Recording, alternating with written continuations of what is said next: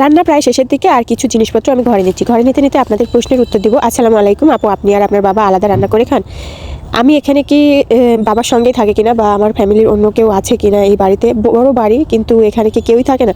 আসলে এখানে ভাই ভাবি থাকে এবং ভাই ভাবির কাছে আব্বু থাকে। আর আমার 3 ভাই, 2 ভাই অন্য জায়গায় থাকে, ছোট ভাই এখানে থাকে, আর ছোট ভাইয়ের কাছে আব্বু থাকে। আর যেটা যেহেতু তাদের বসত ভিটা, তো এখানে আব্বু থাকে আর আব্বু ভাইয়াদের কাছেই থাকে। আর আমি এখানে বেশ কিছুদিন ধরে আছি। তো এমন না যে আমার বাবার সঙ্গে করে আলাদা করে খেতে হবে, এমন কোনো সিচুয়েশন তৈরিই হয়নি যে আলাদা করে খাওয়ার মতো তেমন কিছু হয়েছে। তেমন কিচ্ছু হয়নি, শুধুমাত্র আমি ব্লগিংয়ের জন্য এখানে রান্না করি। আর ভাবির একটু সকালবেলা কষ্ট হয়ে যায়, কারণ সে ভোর প্রায় 6টা 7টার দিকে স্কুলে যায় মেয়েকে নিয়ে।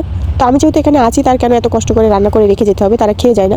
তো ওই জন্য বলেছি সকালের দিকেরটা আমি রান্না করব আর বিকেলে সে রান্না করে, যার কারণে আমি সকালে রান্না করি আর সেটাই আপনাদের সঙ্গে শেয়ার করা হয়। আর বাইরে রান্না করার কারণ আমার এখানে আলো পর্যাপ্ত থাকে আর ভিডিও কোয়ালিটিগুলো একটু ভালো আসে।